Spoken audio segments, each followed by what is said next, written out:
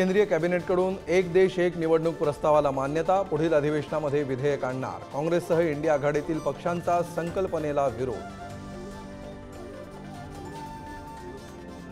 One nation one election सर्व ठीक, आधी स्वराज्य संस्थांच्या निवडणुका घ्या। राज ठाकरेंचा केंद्र सरकारला टोला।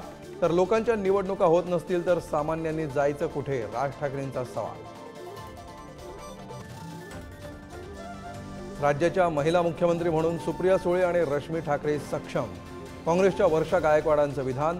तर राजकारणामध्ये रश्मी ठाकरेंचं नाव नको, किशोरी पेडणेकरांनी ठणकावलं। भाजपचा मुख्यमंत्री होणार असेल तर फडणवीसच दावेदार, गिरीश महाजनांचं विधान।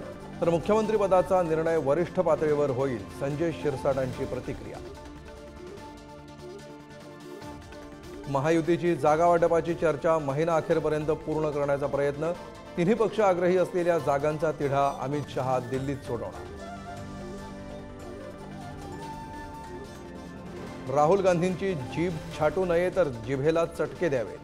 बोंडेंचं वादग्रस्त वक्तव्य। तर बोंडे मूर्ख, त्यांना अमरावतीमध्ये दंगल घडवायची आहे, यशोमती ठाकूर यांची टीका। बोंडेंवर अमरावतीत गुन्हा दाखल। मनसे कार्यकर्ता जय मालोकारचा मृत्यू, हृदयविकारानं नाही तर मारहाणीमुळे मृत्यू झाल्याचं पीएम रिपोर्टमध्ये उघड। आमदार अमोल मिटकर यांच्या गाडी तोडफोडीनंतर झाला होता मृत्यू।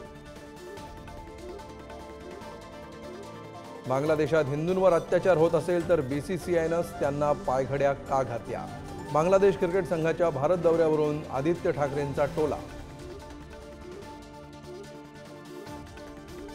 नवी मुंबईतील महापे एमआयडीसीमध्ये सेमीकंडक्टर प्रकल्पाचा शुभारंभ। मुख्यमंत्री उपमुख्यमंत्र्यांसह सचिन तेंडुलकरचीही प्रकल्पाच्या उद्घाटनाला हजेरी। प्रकल्पामुळे रोजगाराच्या संधी उपलब्ध होणार।